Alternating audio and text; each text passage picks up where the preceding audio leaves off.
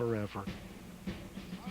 After the Civil War restarts his military career, Grant helps his old friend obtain a captain's commission, then makes a place for Parker on his own military staff. When Grant is appointed to the head of the Army of the Potomac in March of 1864, he takes Ely Parker with him. He recruits Parker to become his military secretary, and he serves in that role through the end of the war. Ely is at his side every moment, including the battles themselves. Grant's staff would stay behind to do things, and Ely be right at Grant's side in those battles. By the end of 1863, Ely Parker was only one of many Native Americans in the field. The Union has come to realize, after being routed at Bull Run in Manassas, Virginia during the summer of 1861, that this will be no short-term war. Recruits will be needed for years, not months, as was once hoped, and Northern recruiting practices have changed accordingly. At the beginning of the Civil War, it was primarily a white man's war. White men went to the colors, signed up, and there was no need for Native Americans. As the war continued, it became a butcher shop's list. Many men were being killed, they were sent home, they were sick, they were dying by the thousands. And many people were needed now. Any man who could carry a musket was needed. And that's when the Native Americans were allowed to come into the ranks. The massive casualties created a need for a population that the government until now had had little use for. From the moment the Mayflower landed at Plymouth Rock, according to the whites, there was an Indian problem. Now, this became the official business of Congress in 1830 when they passed the Indian Removal Act. This allowed them to take eastern tribes from their traditional homelands that they had perhaps been on for centuries, and they could move them to the unceded lands in the West.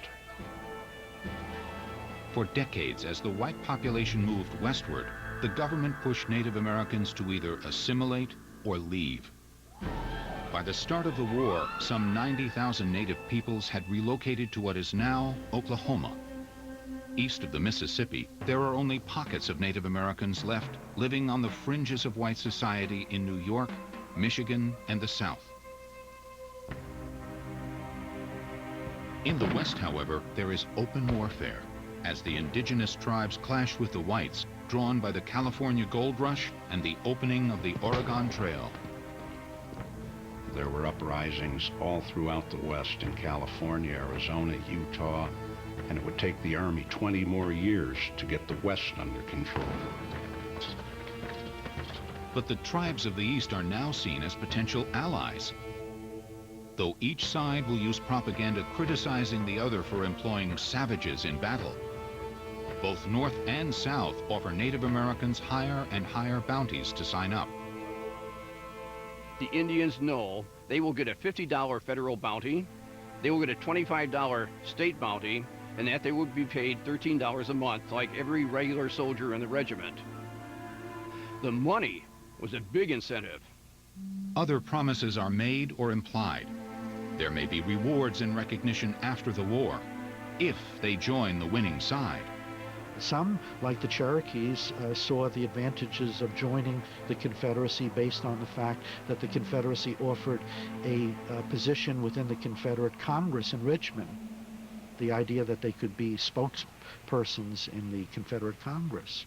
Many Native Americans decided to join the Union Army to save the lands that they still possessed in the North.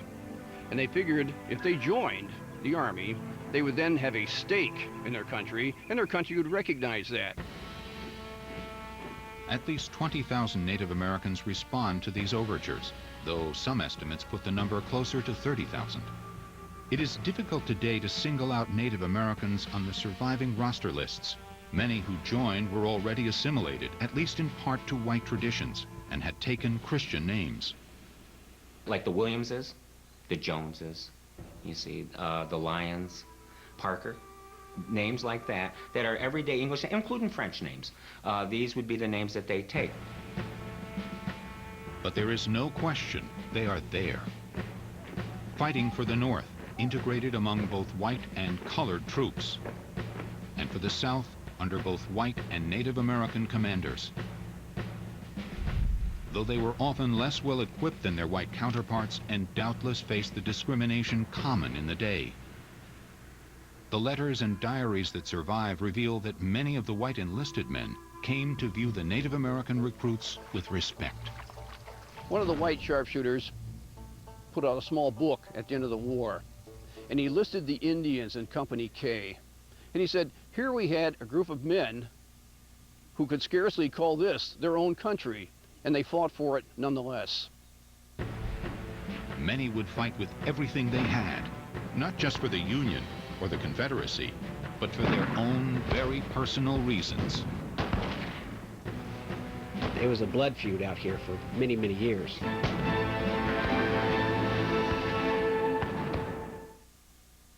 Indian warriors, the untold